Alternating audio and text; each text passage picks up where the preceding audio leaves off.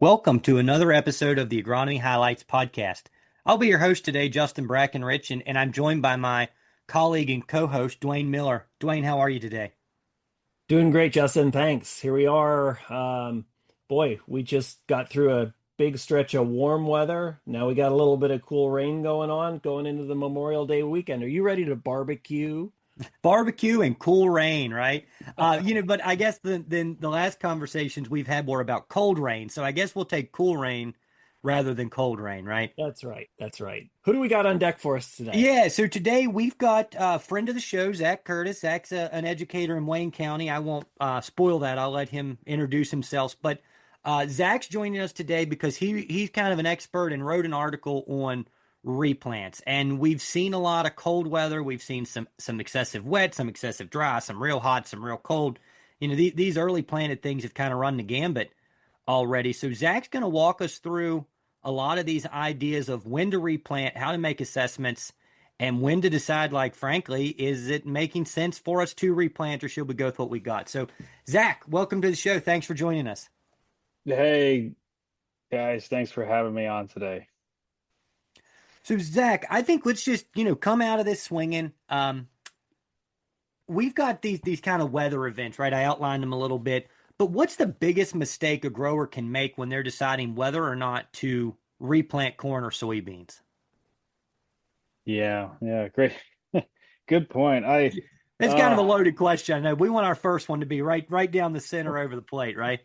oh gosh. I think that the thing you have to keep in mind is just number one, keep your head on straight. I know there's a lot going on in April, May.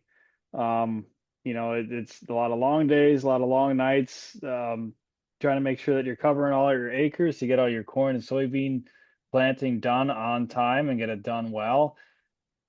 Understandably, the most frustrating thing that would happen is you go through 2 months of hard work and long days, and then June rolls around, and now you have these really poor looking stands. Um, our first suggestion: try not to get emotional. When we look at the whole concept of replanting is to improve the stand, so that way we have improved yields. Now, just because we have skips or gaps in a corn or soybean stand doesn't always mean that we need to replant it. It doesn't mean that we need to restart from ground zero. There's a lot of some good math and some good estimates that go into helping you figure out whether or not a replant is worth it. The first is getting out and actually scouting the field. So to walk you through this, and I'm going to reference an article on our website. It's titled "Assessing Corn and Soybean Populations and Replanting Decisions." This We'll is be sure to put a link to that article in the show notes as well, And so that everybody has a copy of that. and Zack, there's something right there that you just said. I don't want to move past this, but the idea of getting in the field and checking things versus than just looking at your, let's say we're on the focus of weather.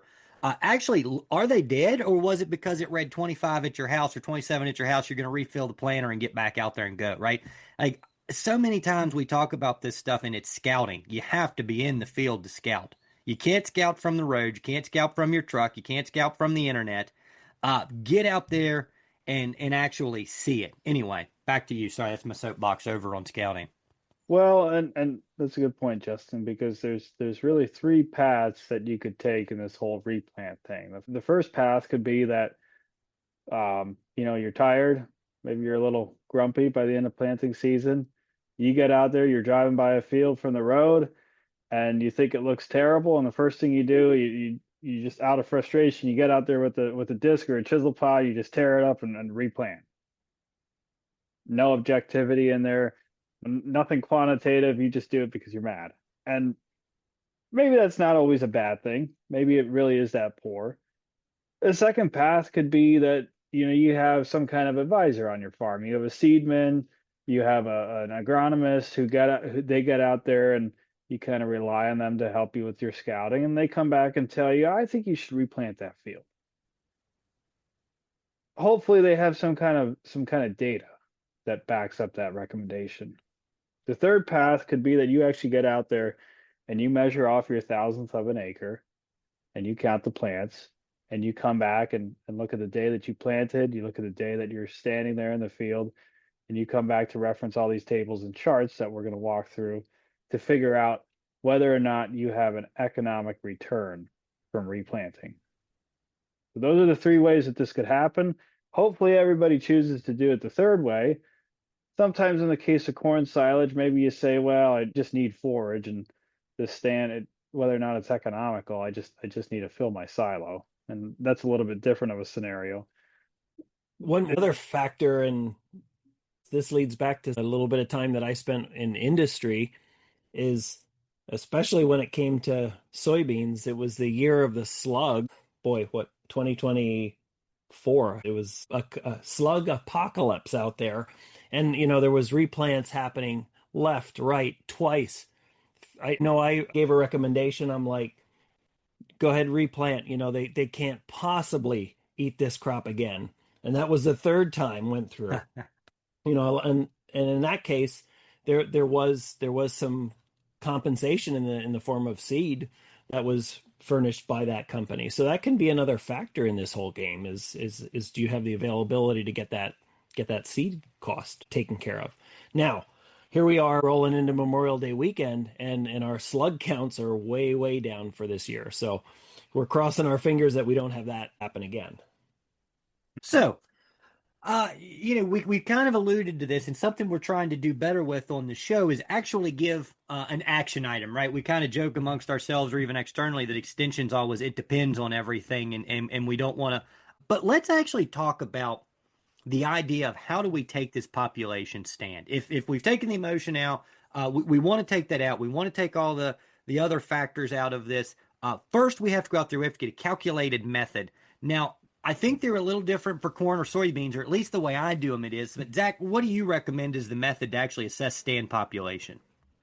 Most of the fields that I look at are corn, and of course we're planting corn in 30-inch rows, and probably over 95% of the acres of corn in Pennsylvania are on 30-inch rows. So the easiest thing to do is just take a tape measure and stretch it out along the row. Now, I reference this idea of a thousandth of an acre. That would be about 17 feet 4 inches. And sometimes people say 17 feet 5 inches. Whether you do 4 or 5 inches, I don't think it matters.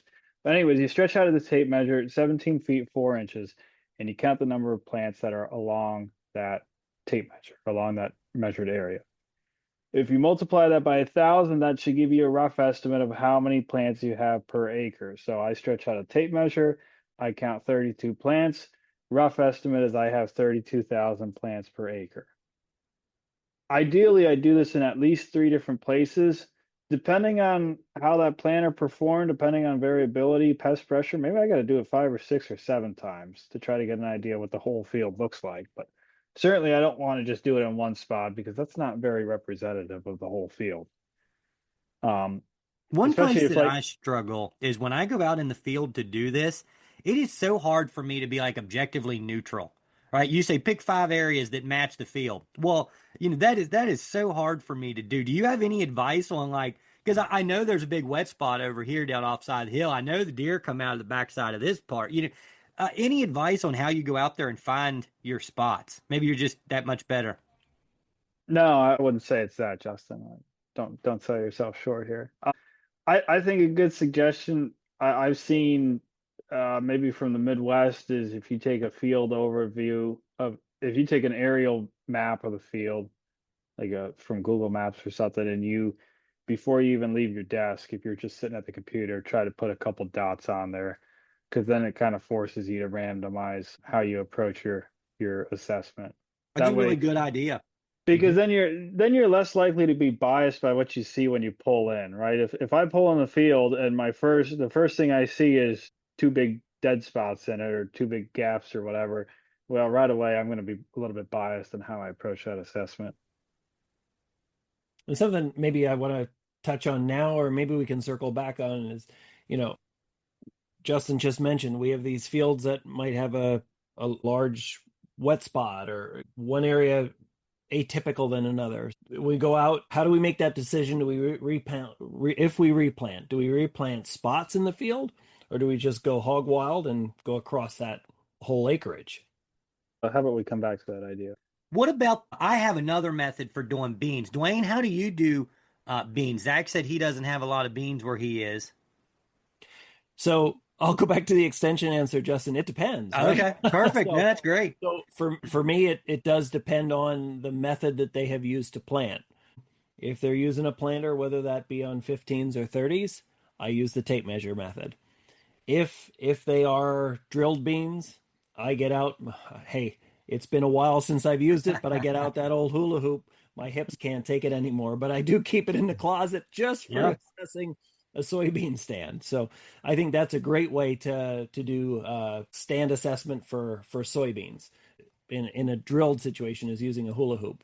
How about you? What do you like to? Yeah, that was I was kind of nudging in that direction, right? And it's similar to what Zach was saying. They're different diameter hula hoops. Mine's a 28 inch, and so kind of like Dwane, it fits a little snugger around my waist than it used to. Maybe I should bump up to a 30 or a 32.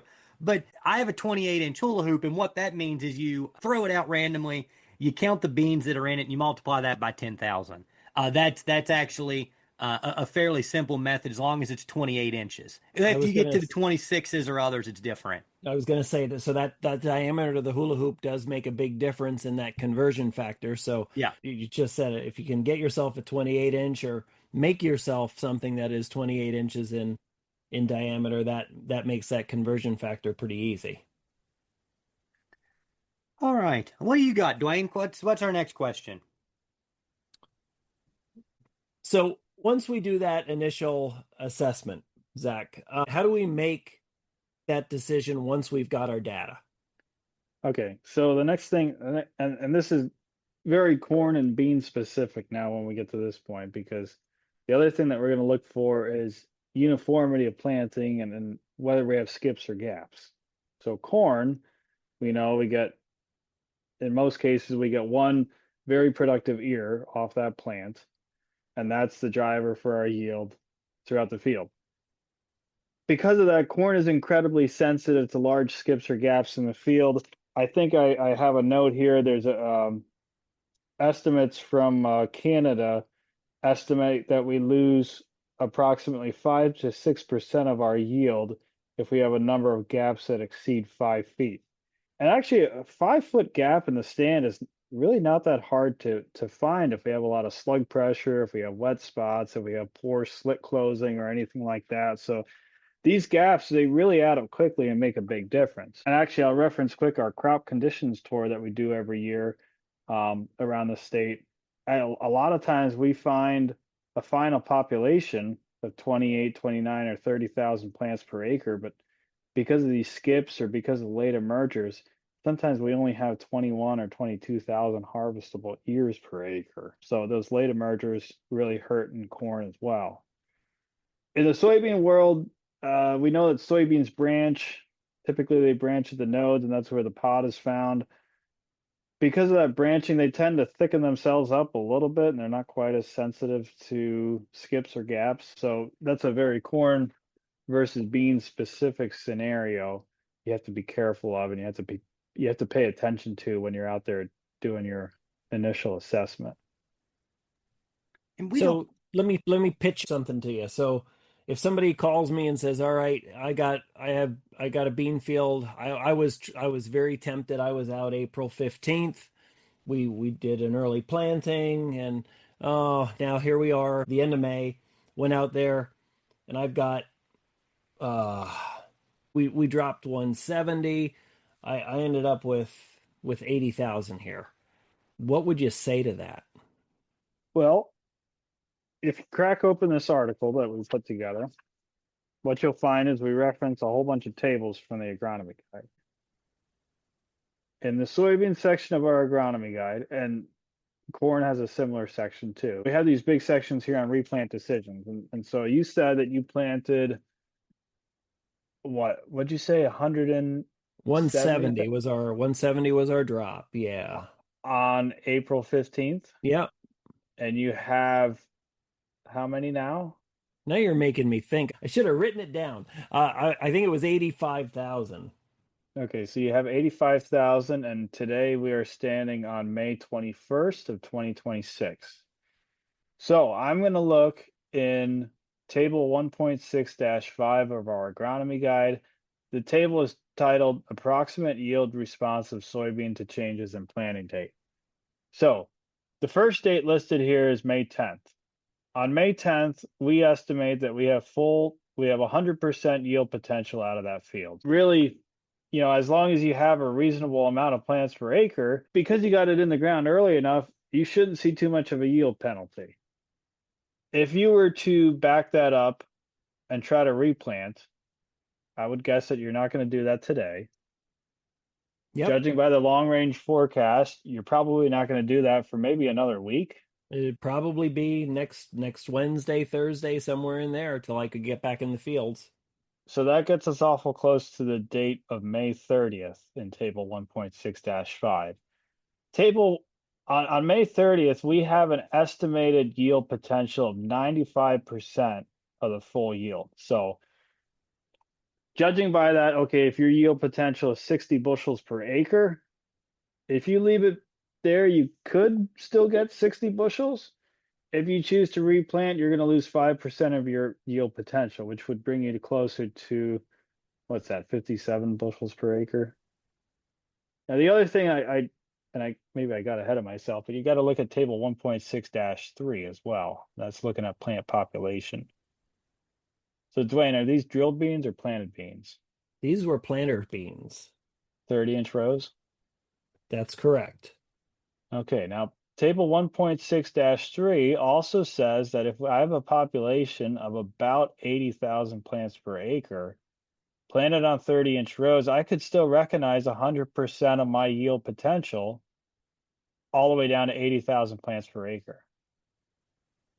Yep, and that was kind of what I was fishing for, is that number that we've floated around in some of our research that says, if you've got a uniform stand of 80,000 or so, you've got the potential for that 100% yield. And you don't have the cost of equipment going back in there. You don't have the potential cost of seed for a replant. And I guess it really ties back to your initial point, Zach, of taking the emotion out of the equation here and doing some sound judgment and calculations.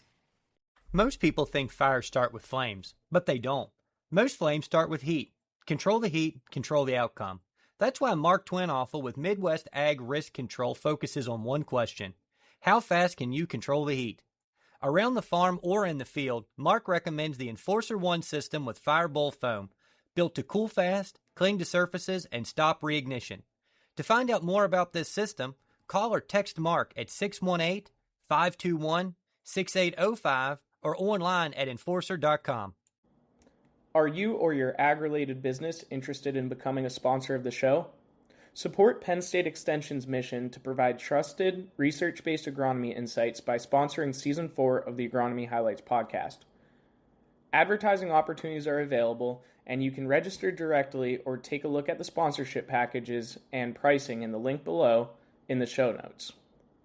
Feel free to reach out to me directly by emailing rms6953@psu.edu if you have further questions. Now, back to the episode.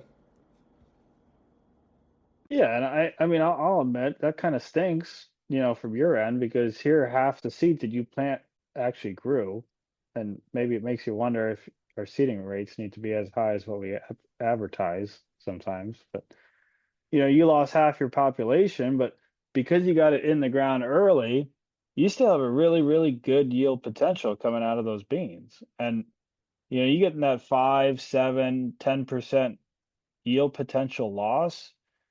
Man, when grain prices get cheap like they are, you got to really ask whether or not it's worth it to get into. And that's another factor that now I'm just thinking of that's worth mentioning. We're sitting at corn is what, roughly under $4 a bushel. Beans are not quite $11, I believe. That's the next factor that comes into this, and that's why we tried to tie it in with this budget that we put at the end of this article too, because there's a lot of different factors that tie into all this. Grain prices being static and operational prices being static, it really adds another layer of complexity to this decision. Zach, we've talked about, and I assume the process to this mathematical walking through these tables is going to be similar for corn as it is for beans, right? You're looking at a function of total population and yield. Is that correct? Yeah, I would say in the corn tables, I think the corn tables are slightly more straightforward because it's one, I'll call it like more like a matrix than trying to hunt through 4 or 5 different tables. Okay. If I was going to look at a field in Wayne County, I'd look at Part B of Table 1.4-8. Assuming I planted a field at 30,000 plants per acre, I'm showing a yield potential of 95% if it was planted on May 14th. If I have a stand of 22.5 planted on May 14th, now I'm looking at 90% yield potential. And then if you kind of follow through those tables, the tables make a lot more sense when when you're looking at them than just sitting here trying to blab about them. Sure. But if you follow through those dates and look at, compare one planting population and one date to another, I think they're a little bit more intuitive than the soybean charts are. So I want to throw this out. We've talked about how to measure, right? We've either taken our tape measure at 17 foot 4 inches, or our hula hoop. We've gotten the conversion. We've multiplied them. We took 5 spots at random. I really like that idea of looking at your map or something, trying to get there at the house before you even biased yourself. I think that's a really neat idea. So we've done all that. We know where we're at. We went to our agronomy guide and we found that we are at like 55% yield production. And I don't care if we talk about beans or corn first. Are there any changes that have to happen before we plant, right? Let's say we planted 3-2 beans or, 110-day corn. Do we just pull the same bag out and dump it in the planter and go back through them, or do we consider other stuff? Okay, well, that I ask is, okay, why do you have such a poor stand? You know, maybe you planted, maybe the weather was nice in April, you took a gamble, you planted, and you got smoked by a frost. Okay, well, probably come May, the risk of frost starts to decrease, and you'd be safe with a replant because the risk of frost is gone. In other cases, maybe you didn't have your planter set up correctly. Maybe you switched seed and you forgot to make adjustments with your vacuum. Maybe you forgot to pay attention to your planting depth, moving from no-till to till ground. Maybe you had some insects in there. Maybe you had to plant some untreated seed in a pinch, and you had some kind of early season disease or insect pressure. I think it's really important to try to figure out why you had those stand losses, because if that stand loss was due to, I'll call it a management issue, most likely with planter performance, and you don't fix that issue, you're probably not going to see any benefit from replanting.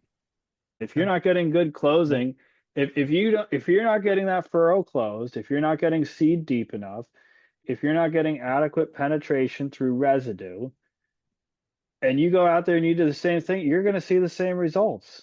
And you're just going to be out there spinning your wheels and spending money to see the same results. And now you're taking that yield penalty from the later planting date.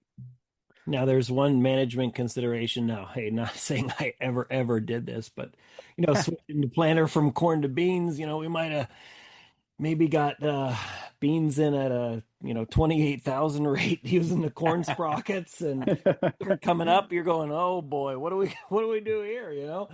Try to thicken that stand up. So, but understood, and very good point. Though if there are true planter performance issues that don't get addressed in this whole process, that's like that quote about insanity. Doing the same thing and expecting a different result again. Yeah, and let's say you're planting a lot of acres and you got some rocky soil, maybe you tweaked your fertilizer placement, and now you got one row that you're dropping fertilizer right on the row, and you're burning the heck out of it with all that salt in the fertilizer. Simple things like that. You got to check everything over and figure out what's going on. Otherwise, you'll be in the same boat and dealing with the yield penalty from the later planting date. When I first started with extension almost 8 years ago, within the first couple months, so I started in November, that next spring, I got called to come out and look at a replant stand, right? This is my sidebar. And I called one of our friends of the show, senior educator Del Voigt, and I said, Del, I'm going out here. I've done some research. What do you look at? And he said, start with the planter, right? So many times, and I'm not saying the planter was bad, but look at seed placement, look at the travel, look at what they use, make sure that everything's lined up and you got the rows covered, right? Because so many times if it's slugs, well, we didn't plant it the right conditions or we didn't get row closure, so we ended up with slugs. And so much of this goes back to the planter, and I think of that advice often when I'm looking at someone doing replants is we've got a lot of really good technology in our seeds and our seed treatments and stuff like that these companies they know how to get seeds out of the ground, right? And how do we assess this problem? And sometimes it's hard to point our finger back at ourselves, and maybe Dwane's scenario of accidentally planting having the wrong sprocket in there, but we want to blame someone else because daggone it, I know it wasn't my fault. But sometimes that's just the reality of what we're doing. Yeah, the first corn emergence issue I ever went out on, again, involved a phone call to Del Voigt, involved the same answer. Look at the planter. Yeah. We had rye cover crop, just terrible penetration through that rye mat. But looking at it, functionally, everything on the planter looked good. We just couldn't get the planter through that mat. Talking to the grower finally after a while, he goes, this is the first year I never put starter fertilizer in my planter. Well, you got a planter that has 500-pound hopper on either side of it. Well, now we're missing a half a ton of weight to give them all that down pressure. And so, instead, the next best Yep. solution on the replant was to throw a couple rolls of bale wrap in those hoppers just to get some weight on the thing. Because if he did it again, he would have had another 17 acres of corn seed sitting on the soil surface. Yeah. So it never hurts to ask, because sometimes if you talk to other people, sometimes you won't always get an answer, but you will get a question. And sometimes that question is more valuable because our conversation led him to question something. And even though I didn't have the answer for him that day, I couldn't tell him why he had problems. Talking to him forced him to question what happened earlier that season. He came to that answer himself. He said, "Oh, I didn't have enough weight in the planter." Just spitballing back and forth with Yep. somebody sometimes is Another very another set valuable. of eyes or ears or something like that can lead itself into self-discovery of what can happen. Sure. So, all right, we talked a lot about let's calculate the potential yield, a potential replant yield. But Zack, in your article, you do talk about there are other factors in this that we have to consider if we are going to try to make a replant. And can you tell us about some of those other factors? Yeah, we're talking about cost. Great. I'm so happy that we talk about cost because, quite frankly, I think it's something we don't talk enough about. We think about it a lot, but we don't. Do we actually sit down and calculate it out? I don't know. One thing I tried to show in this replant article is we threw a section here about finances and how does this impact the economics of your farm. So what we did, we took everything that was covered earlier in that article. We looked through these yield scenarios, understanding that you can come in and replant, but it's not going to happen for free. At minimum, we're going to have to figure out some kind of planting operation. So that's running a tractor and a planter through the field, whether it's our own machinery, whether it's a custom hire. When we did this, we used 2022 PA custom hire rates. Planting was about $28 an acre. So right away there, if corn is $4, right away we'd have to see a 7 bushel response to cover the cost of that planting operation. Now, in corn, we're typically better off terminating that stand because if we get corn that's V4, V5, and we go in there and replant, we're going to have plants acting as weeds. Corn, I wouldn't recommend trying to go in there and replant in the existing stand. It's better to terminate it. And we have some notes in here about chemical termination options. Obviously, tillage without termination is really easy and self-explanatory, but if we're going to terminate corn, it's probably going to cost us a couple bucks to run a sprayer through the field. Depending on what chemistry we have to use, we might be pushing about $30 an acre just to terminate that corn stand. So again, there's another 7.5 bushels that we have to see in return. in order to cover termination. You may be able to replant. If we were using starter, you may be able to follow the old row. You may decide that you don't need starter because now it's June and the soil's warm. I don't know. That's up to you to decide. In some cases, you might get seed for free from your dealer. Maybe they'll cover you on a replant. Maybe they'll tell you that you're on your own. I don't know. It all depends on what kind of relationship you have with your seed man and how good they are at writing up a replant. But we have to factor in seed costs too. We could see seed costs about $120, $140 an acre to get 30 some thousand plant or seeds per acre dropped out there in the field. Because of that, we compare that back to our expected yield difference from the replant, and the budget that we have here tries to estimate those net returns over establishment costs to try to calculate or help you estimate whether or not you're going to see a financial impact from that replant. And like I said earlier, grain prices are not static. Operational prices are not static. We're looking at fuel prices that they're creeping up towards the sixes, along with other input costs. You really got to sit down and figure out year to year whether or not a replant is going to pay or not. And we try to give you the tools to calculate that. That's why this is such a complicated process. But I think if you sit down and do a little bit of homework prior to, you can figure out pretty quickly whether or not it's worth your time and money. So one of the things that I think about too, if I'm going to go in and I'm going to replant, I may have a later maturing variety now. If I want to get those beans off and I want to put wheat out, I might have some additional drying costs that I may not have had in the past with my normal stand. So I think that's something to keep in mind too. Yep. Obviously, I spoke about corn for grain. Corn for silage, again, it's a different animal. Maybe you back down your relative maturity 4 or 5 units, depending on how late you are, so that way you can still get a crop chopped off the field before it gets frosted and everything's ready in a day after it gets frosted. Beans, I think, are kind of tricky. Sometimes in beans, we can fill in the gaps. I guess I don't have any specific suggestions for beans. There's a lot of personal opinions that float around beans, but you can tend to fill in the gaps a little bit better with beans than you can with corn, just because they're a little bit more flexible on how they. Now, if you start off by planting, a 3/8 bean on April 15th, I don't know that it's wise to come in and try to fill in the gaps on June 6th with a 3/2 bean. I think that's going to get a little complicated come harvest time. But Dwane, I don't know. Maybe you have a little bit more suggestion on that front.